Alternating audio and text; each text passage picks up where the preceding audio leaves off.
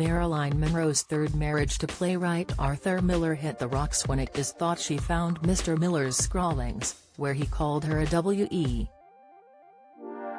A documentary based on tape recordings of conversations between journalist and author, Anthony Summers, and those closest to the actress has given new insight into the tragic life of Hollywood's golden girl.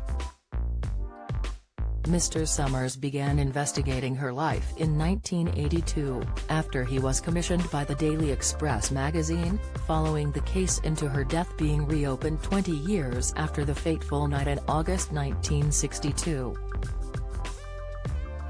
Marilyn Monroe's secret night in a hotel room with Elvis started kissing immediately. Marilyn Monroe slept with some of the most famous men in the world, and even married two of them.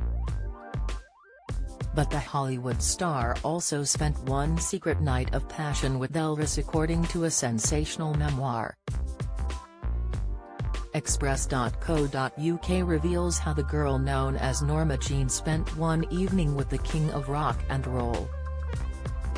The Pulitzer Prize nominee conducted multiple interviews with those who knew Marilyn and were closest to the Some Like It Hot star.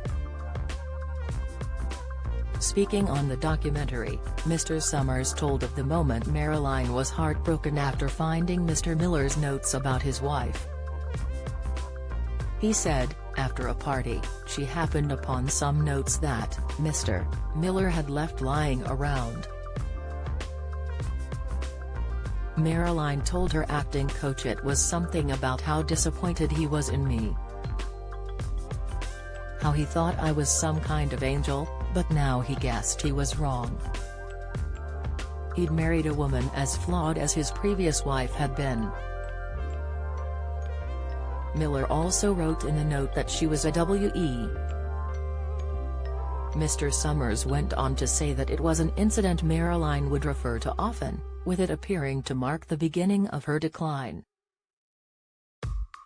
Her hairdresser Sidney Gilleroff, who knew Marilyn throughout her career, told how she was not happy during many times of her life. Billy Wilder notoriously had problems with Marilyn on set of the hit film, Some Like It Hot, as she would request to redo scenes multiple times during filming in 1958. The director of many classic Hollywood films also spoke to Mr. Summers. However, Mr. Wilder perceptively told the now 79-year-old Mr. Summers that he did not have a problem with Marilyn, instead she had a problem with herself. He said, "She was slightly discombobulated at all times, but by God, when you suffered through that scene, through the 30, 40, 50 takes sometimes, I had no problems with Monroe. Monroe had problems with Monroe. She had problems with herself." Yet, John Huston, who directed Marilyn in both The Asphalt Jungle and The Misfits, said it was while working on the latter that he saw her decline and reliance on drugs. He told Mr. Summers how occasionally on set, Marilyn would be practically unable to understand what was going on around her, as if in a daze. Mr. Huston told Mr. Summers, "I was aware from the beginning of her decline. She was not the fresh little girl that I had known originally. Very soon we were aware that she was a problem. She'd be late on the set always. Sometimes the whole morning would go by, sometimes she'd be all right. Occasionally, she'd be practically non-compos mentis. The narcotics were the problem. I discovered this in the course of the picture, The Misfits. I remember saying to Mr. Miller one day, I said, you know that if she went on at the rate that she was going, why she'd be in an institution in 2 or 3 years, or dead. And I said anyone who allows her to take a drug ought to be shot." Marilyn was abusing prescription drugs as those in Hollywood often do, according to Mr. Summers.